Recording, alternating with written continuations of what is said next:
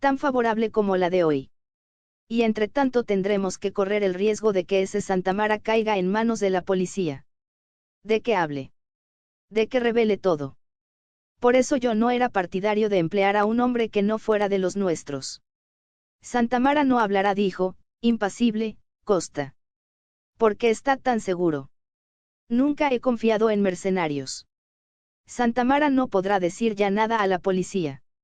Ni a nadie, agregó en tono significativo. El general comprendió.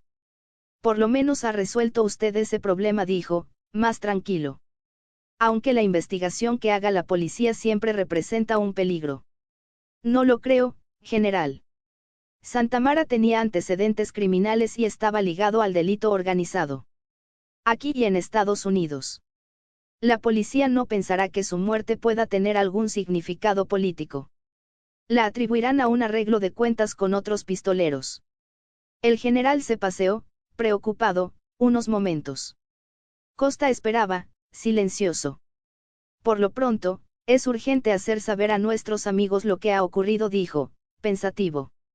Luego decidiremos. No creo que por el momento debamos recurrir nuevamente a sus servicios, Costa. De todos modos, si hubiera que tomar alguna medida de emergencia, supongo que cuento nuevamente con usted. Como siempre, general, dijo Costa con sencillez. 6 En la recámara papal, el doctor Grimaldi certificó la muerte y se volvió al cardenal, que esperaba al pie del lecho. Tanto el médico, como el pequeño grupo que miraba con recogimiento la escena, conocían el ritual. El cardenal se acercó y golpeó 3 veces con los dedos la frente del muerto. Younes, mortuus, Juan, ¿estás muerto? Preguntó 3 veces, con voz monótona. Se produjo un momento de silencio y luego el cardenal entonó. Papa Younes clemens praimes vere mortus est. Quitó entonces el anillo del pescador del tercer dedo de la mano derecha del muerto. De acuerdo con el rito milenario, se debía romper el anillo para enterrarlo con el cadáver. Nadie podría así usurpar la autoridad papal usando el sello del pontífice muerto para legalizar decretos o documentos. Esta práctica se había instaurado en tiempos más primitivos. En la actualidad el riesgo de una falsificación era remoto. Pero como tantas otras tradiciones del Vaticano, la destrucción del sello, aunque solo simbólica, se seguía efectuando. Según la tradición, ahora debía procederse a lavar el cuerpo, para envolverlo luego en la vestidura blanca y la capa roja propias de su rango. La bandera de la Santa Sede bajaría a media asta y las verjas del Vaticano se cerrarían con gruesas cadenas. Sin embargo, el desconcierto y la indecisión parecían reinar entre los presentes. Todos miraban al doctor Grimaldi, esperando una explicación médica del inaudito acontecimiento. Aparentemente, fue un infarto agudo del miocardio, dijo el doctor. El cardenal Cruciani miró fijamente al médico. ¿No le parece extraño, doctor? El doctor hizo un gesto intranquilo. Extraño. Puede ocurrirle a cualquier persona. Pero tengo entendido que usted había examinado a su santidad hace menos de una semana, antes de su viaje a Castel Gandolfo. Así es. Yo y mis colegas. El Papa gozaba de perfecta salud. Según el doctor Giacometti, usted declaró, después del examen, que su santidad tenía el corazón de un hombre de 30 años más joven, dijo el cardenal suavemente. También hay hombres de 35 años que mueren de un infarto, dijo el doctor, incómodo. En todo caso, no es frecuente, insistió el cardenal. Su santidad parecía tranquilo. No se sometió a ningún esfuerzo físico violento que sepamos. Además, su frugalidad, su equilibrio, los cuidados de que lo rodeábamos hacen todavía más inexplicable su muerte. Se interrumpió, al ver aparecer por la puerta entreabierta a un sacerdote alto, esbelto, que no parecía llegar todavía a los 40 años. La sotana, los cabellos, quizá más largos de lo conveniente en un miembro de la Iglesia, y el perfil acuilino acentuaban aún más su aspecto de florentino del Renacimiento. Era el padre Bruno Martello. El cardenal lo miró con sorpresa y disgusto. ¿Cómo se habría enterado tan pronto de la terrible noticia? El padre Martello no contaba con las simpatías de los cardenales del Vaticano. Cruciani le manifestaba su aversión en la forma suave e irónica que era su estilo. Nunca hará carrera un cura con aspecto de actor de cine, había dicho sonriendo al verlo entrar por primera vez en el Vaticano. La aparición de un cura desconocido al lado del sumo pontífice había despertado la hostilidad general. Todos esperaron con curiosidad la reacción de Martellou ante la vista del cadáver. Los rasgos armoniosos y firmes del rostro del cura estaban contraídos ahora por una congoja que no trataba de disimular. Como si la amistad personal que lo había ligado al Papa le diera derechos especiales, cruzó el pequeño grupo de altos dignatarios que permanecía respetuoso al pie del lecho y llegó hasta la cabecera misma. Allá se arrodilló, pero no para rezar sino para mirar el rostro del muerto, como podría haberlo hecho un hijo. Sus lágrimas corrían libremente sin que él hiciera nada por ocultarlas. Los demás lo miraron, impresionados, a pesar de todo. Esto les impidió notar que Martellou, sin dejar de mirar el cadáver, tomaba suavemente el tomo que la mano del muerto había dejado caer y, ocultándolo con su cuerpo, lo guardaba dentro de su sotana. La escena se prolongaba demasiado. El cardenal Cruciani dijo entonces: Padre Martellou, comprendemos su dolor. Pero es necesario dejar que los médicos terminen su delicada tarea. El padre Martellou se levantó y, sin mirar a nadie, salió silenciosamente de la alcoba del muerto. El doctor Grimaldi miró al cardenal, reprimiendo su contrariedad. Creo, Eminencia, que por ahora no es mucho lo que se puede hacer. Mis colegas ya están avisados. Los esperaré y redactaremos el parte médico oficial. ¿Podrá usted establecer la hora del deceso, doctor? El deceso debe haber ocurrido hace 3 o 4 horas. Yo creo que el Santo Padre murió antes de lo que usted cree, doctor, dijo el padre Corbini, un sacerdote de lentes y aspecto nervioso. Los demás lo miraron con sorpresa. El doctor Grimaldi le preguntó molesto: ¿Es usted médico, padre? No, doctor. Pero el hermano Etteri encontró la luz encendida, como si el Santo Padre hubiera estado leyendo, cuando le sobrevino la muerte. No veo la relación, dijo secamente el médico. Su santidad no solía leer más de media hora antes de dormirse. Me lo contó él mismo. Y se retiraba muy temprano. A propósito, dijo el cardenal. ¿Dónde está el libro que cayó junto a la cama? Todos comprobaron sorprendidos, que ya no estaba. Alguien lo alzó del suelo. Fue usted, doctor. Grimaldi negó enfáticamente. ¿Alguien alcanzó a ver cuál era el libro?, preguntó Cruciani. Pero nadie había pensado en tocar nada. El cadáver inspiraba demasiado respeto. ¿Pero por qué tiene esa expresión de angustia, doctor?, preguntó el padre Corbini. Parece que hubiera sufrido terriblemente en el momento de morir. Sin embargo, usted dijo que la muerte había sido instantánea. El doctor Grimaldi volvió a dar muestras de nerviosidad. Es cierto que un infarto de esta especie suele producir una muerte fulminante.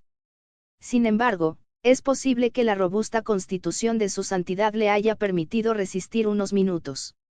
En ese caso, ¿por qué no pidió auxilio?, preguntó otro de los dignatarios. Quizás si alguien hubiera acudido a tiempo para prestarle ayuda, podría haberse salvado. ¿No cree, doctor? Solo podríamos responder a esas preguntas si se hiciera la autopsia, dijo el doctor, intranquilo. ¿Autopsia? ¿No recuerda usted la disposición de su santidad Paulo V, a quien Dios tenga en su gloria? Ya sé que Paulo V la prohibió. Pero tenía entendido que se refería solo a la autopsia de su propio cuerpo. Se necesitará otro edicto papal para modificar esa disposición. Y cuando se haya elegido al sucesor del Papa Juan Clemente I, ya no será tiempo de hacer la autopsia. Es lamentable que su santidad Paulo V no haya establecido claramente el alcance que tenía su edicto sobre la autopsia, insistió el médico. Habría servido para tranquilizar a los fieles del mundo entero. No faltará quien piense que hubo descuido o negligencia de nuestra parte. Tiemblo al pensar en lo que podría publicar cierta prensa. Tampoco tranquilizará mucho a los fieles del mundo entero, saber que su santidad murió con esa expresión de horror en su rostro, dijo el padre Corbini. No será edificante una noticia así. El mundo espera que un papa muera en olor de santidad.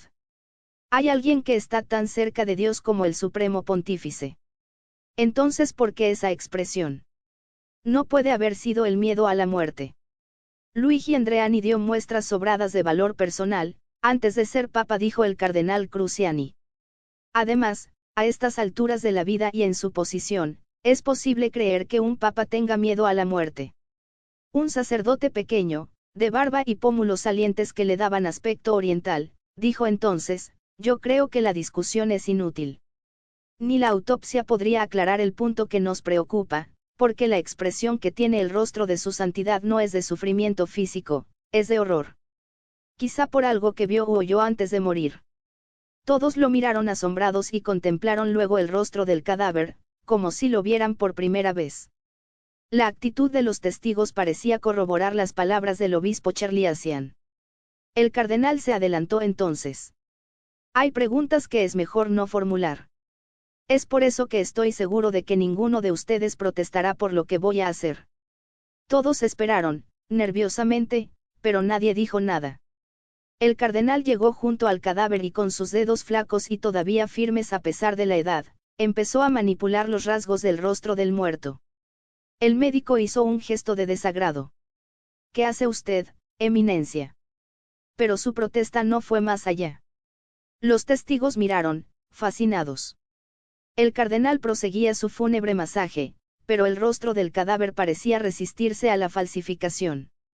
Y mientras los dedos inexpertos, pero resueltos del cardenal trataban de moldear la expresión del rostro yerto, los rasgos pasaban de una expresión a otra, como si no se decidieran por la definitiva.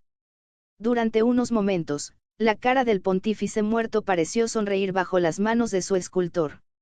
Luego las facciones dibujaron una mueca de cólera y quién sabe qué nervios presionaran las manos del cardenal, pero el papa muerto abrió los ojos que había cerrado el doctor Grimaldi. Todos retrocedieron, horrorizados. Por fin, el rostro de Juan Clemente y adoptó una expresión neutra que casi parecía de serenidad. El cardenal se incorporó, agotado y tembloroso. Dios es testigo de que mi intención ha sido buena, murmuró. Y ya recuperado, se dirigió al grupo. Sus ojos claros y fríos recorrieron las caras de los presentes y se fijaron luego en el secretario. Cancele usted todas las audiencias que tenía fijadas para hoy, su santidad. ¿Qué motivo aduciremos? No aduzca ningún motivo. Simplemente, suspéndalas. Se volvió luego a un inquieto sacerdote de gruesos lentes y calva incipiente que daba la impresión de ser un profesor que llega retrasado a clases. Padre Guerra, cite usted para dentro de 2 horas a mi despacho a los directores del Osservatore Romano y de Radio Vaticano. Miró luego a Corbini. Padre Corbini, es necesario mantener la más absoluta reserva sobre lo que ha sucedido hasta que decidamos en qué forma daremos la noticia al mundo. Un sacerdote alto, con cara de atleta, asintió respetuosamente. 7 decididamente, hoy es un día especial, pensó Antoniella. Era la 4ª vez que abría la puerta a un visitante desconocido. El general había recibido a cada uno de ellos con una parquedad que era casi descortesía. A Antoniella esto le pareció muy mal. Al fin y al cabo era su casa y mundo del espectáculo. Y para colmo, Bontempelli no le había presentado a ninguno. Cierto que el clima que reinaba en la reunión no era precisamente una invitación a las amenidades sociales. Los 4 hombres que habían ido llegando después de la partida de Costa, eran, muy distintos entre sí, pero todos tenían en común el aspecto de gente importante y un marcado aire de nerviosidad. Intrigada, Antoniella los miraba de reojo, mientras fingía ocuparse del arreglo del departamento. Todos estaban silenciosos y parecían esperar algo o a alguien. Finalmente sonó de nuevo el timbre y Antoniella abrió otra vez la puerta. Si los demás le habían parecido nerviosos, el recién llegado le dio la impresión de un verdadero histórico. Sin preguntar nada, ni saludar a nadie, se precipitó dentro de la sala gritando: yo lo sabía. Se los había advertido. Cállese. Le dijo el general, brutalmente. Todo está bajo control. Siéntese y tenga calma. El hombre obedeció, aunque temblaba de excitación. Bontempelli se dirigió entonces a la muchacha. Por fin, pensó ella. Ahora vendrán las presentaciones. Pero ante su desilusión, el general le dijo con una sonrisa forzada que trataba de parecer amable: con un vestido nuevo lucirás mejor mañana en Cinecite. Estoy seguro de que las boutiques de Vía Benito se alegrarán de verte. Hace tiempo que les debes una visita. Y le pasó un fajo de billetes. Había una nota tan imperiosa bajo el tono amable, que la muchacha no se atrevió a hacer preguntas y guardó el dinero. Apenas hubo salido Antoniella, el general, anticipándose a preguntas y recriminaciones, con el laconismo y precisión de un comunicado militar, hizo saber a sus cómplices el fracaso del plan. El diputado Santini, un hombre gordo y calvo, que ocultaba su nerviosidad bajo una permanente sonrisa, pareció aliviado. Yo me imaginaba algo peor. ¿No cree usted, general, que lo más probable sea que la policía ande detrás de ese hombre por el robo del coche y no porque lo crea implicado en nuestra operación? Es lo que pienso yo también. El hecho es que todo queda suspendido hasta nuevo aviso. Lástima, dijo Cazorla, el periodista. Yo tenía ya preparado un estupendo artículo. Había hecho un verdadero trabajo de orfebrería para hacer recaer la culpa en la izquierda extraparlamentaria. Yo casi prefiero que haya sido así. Nunca me convenció del todo el proyecto, dijo con voz reposada un hombre alto de aspecto intelectual. Pronunciaba cuidadosamente, esforzándose por disimular los vestigios que le quedaban de su acento calabris. Era una empresa que habría tenido repercusiones tan enormes, tan imprevisibles, que posiblemente hubieran escapado a nuestro control. Quizá podríamos aprovechar la espera forzada que nos impone lo que ha sucedido, para entonces usar medios más sutiles, más racionales, para alcanzar los mismos objetivos. Usted razona siempre como lo que es, un intelectual, profesor, dijo con cierto desprecio el general. Yo prefiero la acción. Es que hay acción y acción. Está la acción regida por la inteligencia, por el cálculo de las probabilidades, por la reflexión. Y la que es meramente brutalidad y fuerza, contestó con calor, el profesor Romani. Calma, señores, intervino el diputado. Todos estuvimos de acuerdo en la necesidad absoluta de hacer lo que habíamos planeado. ¿Qué ganamos ahora con recriminaciones? Debemos mantener la armonía y reconsiderar el problema desde el comienzo. ¿Por qué estarán ustedes de acuerdo en que el problema sigue en pie? Ya lo creo que sigue en pie, dijo con rabia el general mientras desplegaba el periódico que estaba junto al teléfono. No sé si habrán leído esta noticia: el Papa hará importantes nombramientos esta semana. Se cree que designará varios nuevos cardenales, y miró con alegra maligna a los demás. ¿Y saben ustedes quién estará entre estos nuevos cardenales? Según sé de buena fuente, prosiguió. Los otros esperaron, inquietos. Bruno Martello, dijo triunfante el general.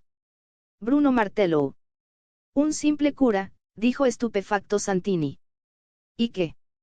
No será la primera vez que ocurre. ¿Acaso Paulo Vino nombró cardenal a Giulio Bevilacque, un simple párroco de provincia? El general parecía gozar con la consternación que produjo la noticia. ¿Está usted seguro, general? Me lo había anunciado ya el padre Corbini y esta es la confirmación, contestó el general blandiendo el periódico. Con que ya ven ustedes si el problema sigue en pie. Es más grave que nunca. O sea, intervino pensativo el diputado, debemos decidir qué medidas tomar ahora para conseguir el objetivo que se frustró hoy. En eso todos estamos de acuerdo. Yo no. Gritó de pronto el que había llegado al último y que hasta el momento no había dicho una sola palabra. Yo he comprendido. Todos lo miraron atónitos.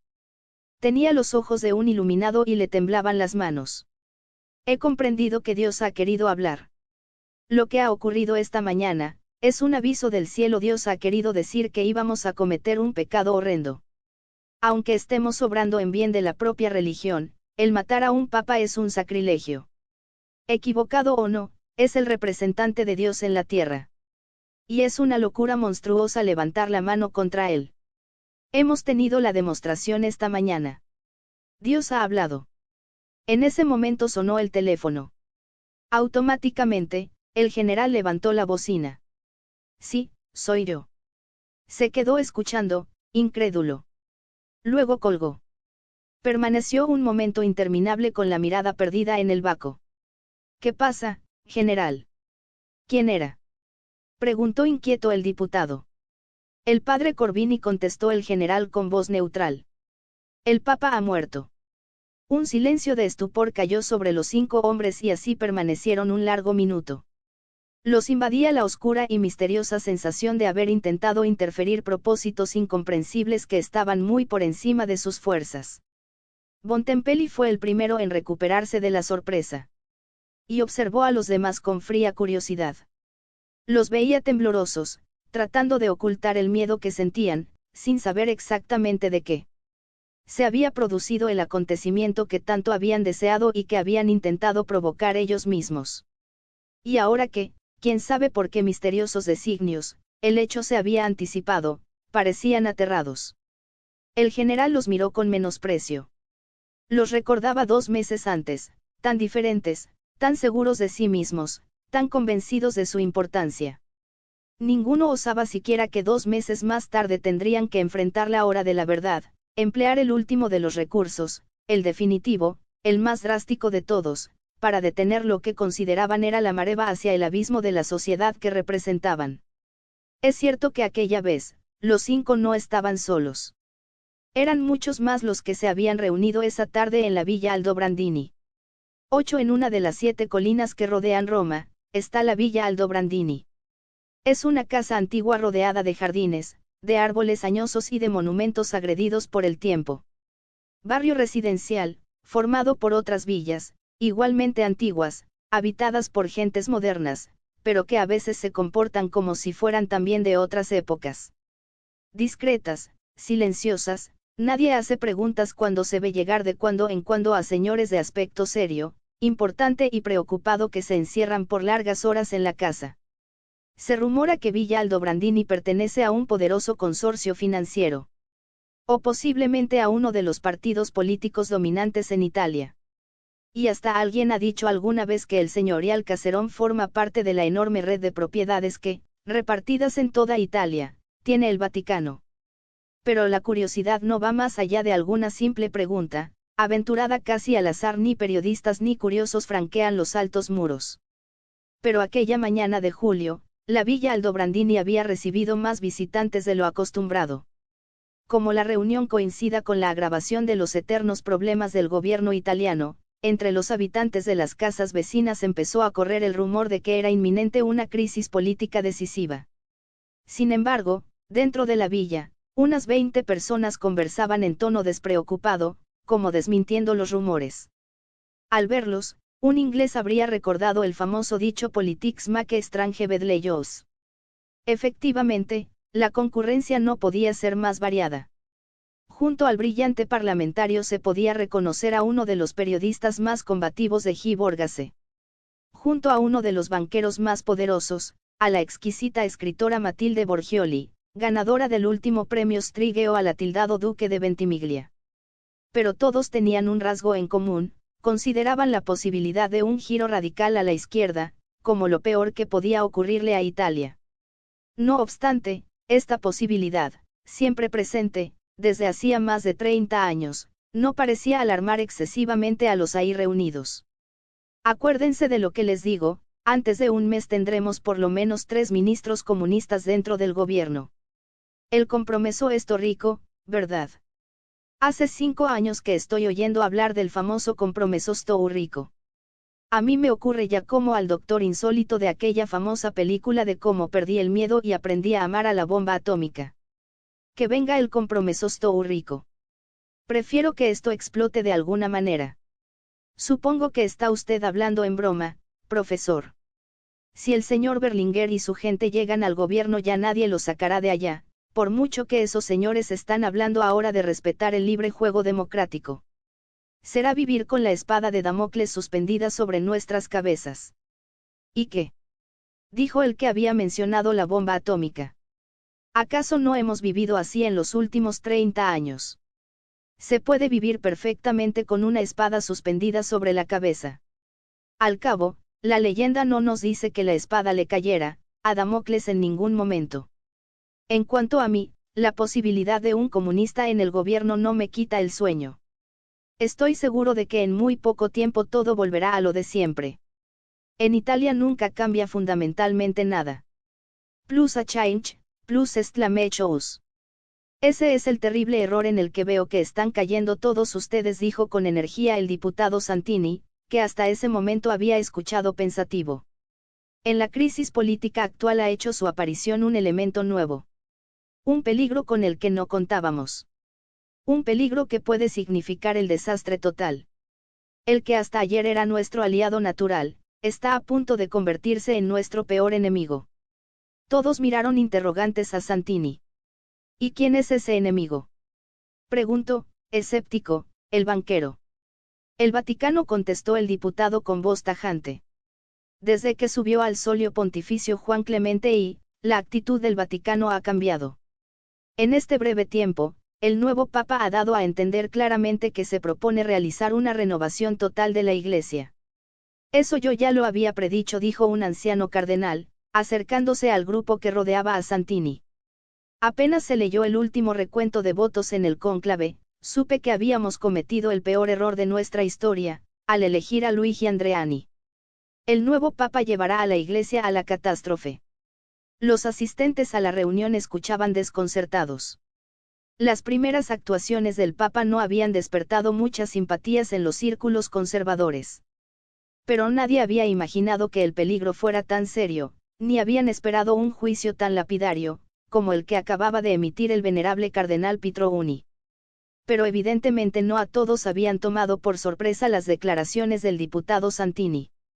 El general Bontempelli, conocido por sus opiniones abiertamente fascistas, y el profesor Ugo Romani, brillante catedrático de la Universidad de Roma, se acercaron al diputado, asintiendo, como gente que ya ha debatido el tema. Creo que desde la Reforma la religión no ha enfrentado un peligro tan grave, dijo el profesor. Y no solo la religión, agregó Barletta, un hombre alto, delgado, distinguido.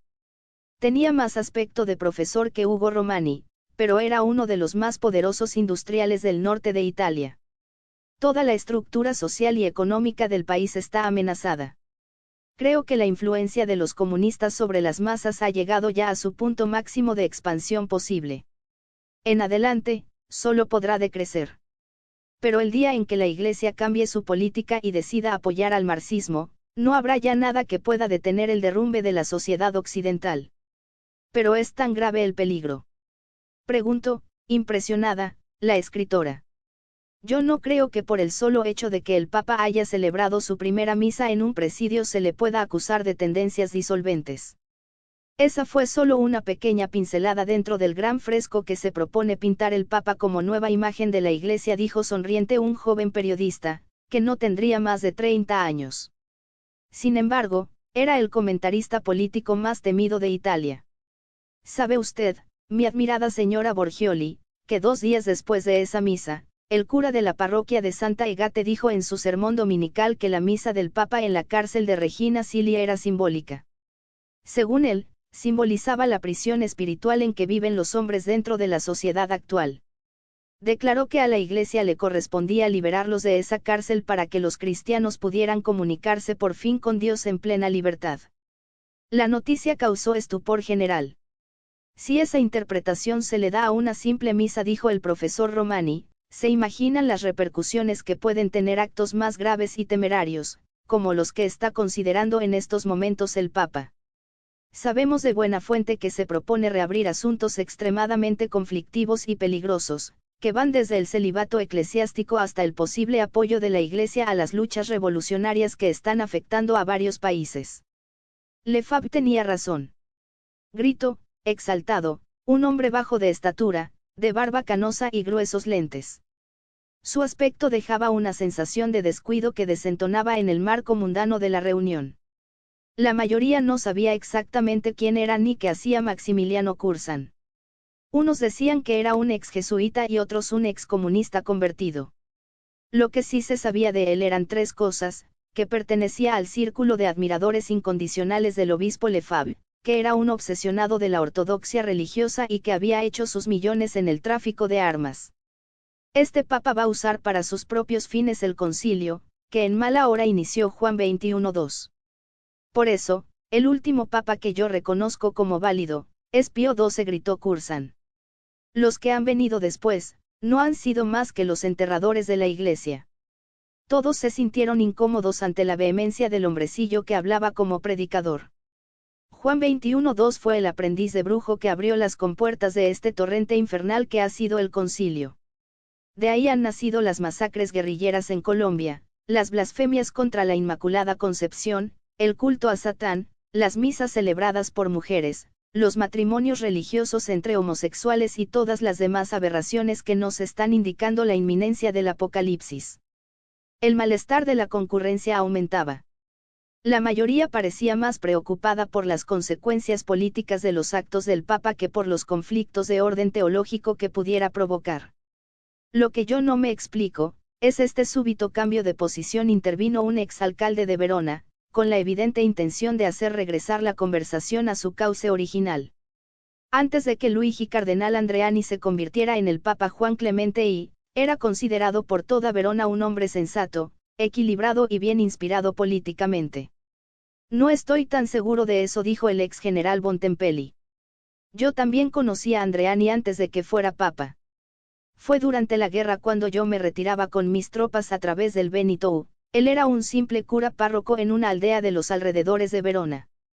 Quise que viniera con mis hombres como capellán, porque acabamos de perder al nuestro. Pero él se negó con varios pretextos.